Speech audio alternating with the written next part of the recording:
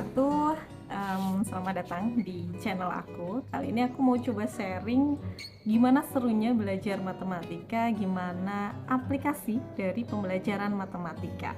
Nah, video ini itu terinspirasi dari obrolan ringan aku bersama teman-teman aku. Waktu itu kita lagi di rest area istirahat dari perjalanan, kemudian kita santai ngopi ngobrol ke sana ke sini, kalau bahasa Jawanya ngalor ngidul gitu ya.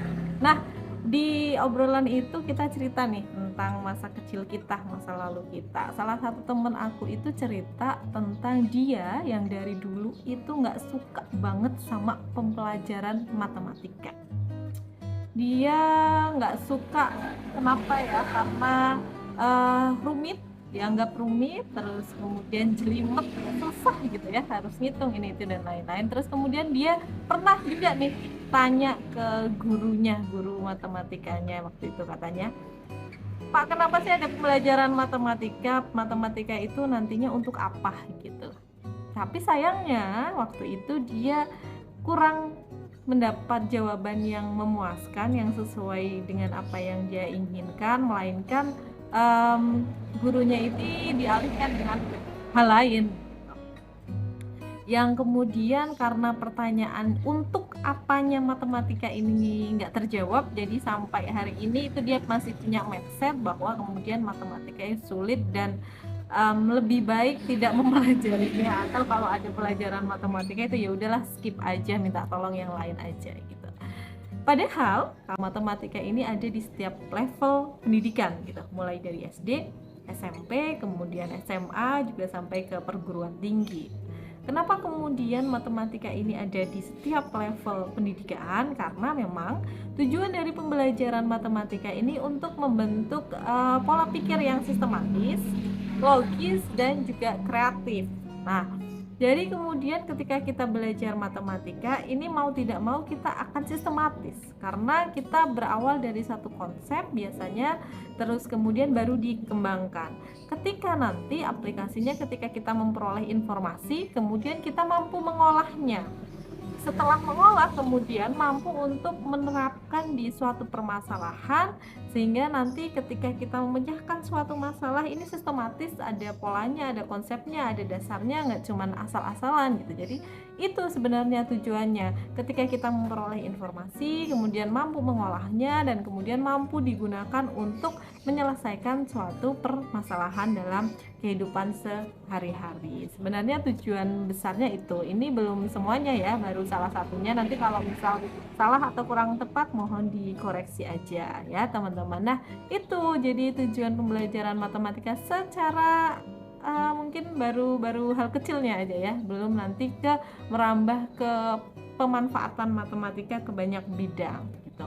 Salah satunya ini yang membahas tentang terapan matematika ini kalau di bangku kuliah, entah itu yang jurusan matematika ataupun ekonomi, kita biasanya belajar menggunakan buku terapan matematika bisnis dan ekonomi. Buku ini biasanya nih, matematika terapan bisnis dan ekonomi. Nah, di sini ada berbagai macam terapan-terapan ya dari pembelajaran matematika. Salah satunya ketika kita mempelajari di bab awal nih di buku ini, ketika kita mempelajari tentang himpunan.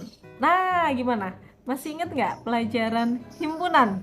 Materi himpunan dalam bidang matematika. Ketika ada himpunan bilangan real, ada himpunan bilangan bulat, ada himpunan kosong, kemudian ada diagram Venn, ada apa lagi di situ, ada banyak.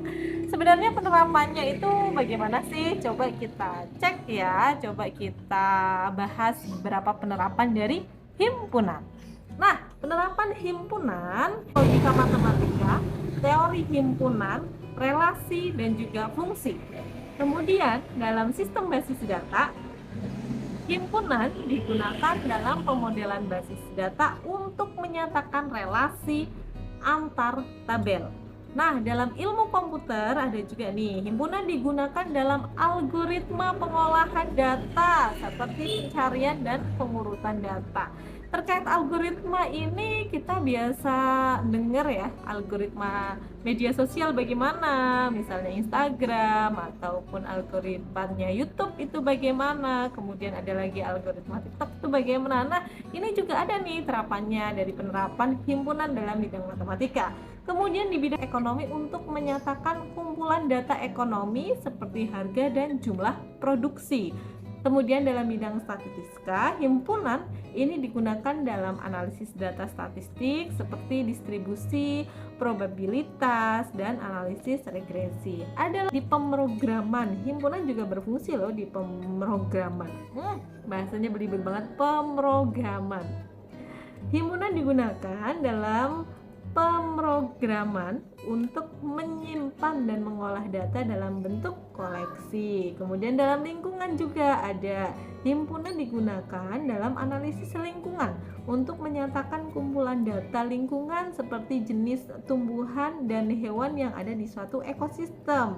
Dalam sains pun himpunan digunakan dalam berbagai disiplin ilmu seperti fisika, kimia, biologi untuk menyatakan satu kumpulan data ilmiah. Itu dari satu materi himpunan, belum merambah dengan materi-materi matematika yang lain. Jadi kesimpulannya di sini, aku mau kasih tahu ataupun aku mau sharing kalau memang matematika ini benar-benar dimanfaatkan di setiap bidang kehidupan gitu. Makanya kemudian matematika ada di setiap level pendidikan, dan seperti tadi yang aku sampaikan bahwa kemudian tujuan dari pembelajaran matematika ini untuk membangun pola pikir yang sistematis, logis, dan juga kreatif. Itu dulu, semoga bermanfaat. Tentu banyak kesalahan, kekurangan, mohon maaf yang setulus-tulusnya. Ini kayak mau selesai seminar ya. Enggak, pada intinya kalau kemudian video aku ini banyak kurang, banyak salahnya, mohon dikoreksi, mohon dikomentari, mohon dikritik saran yang membangun.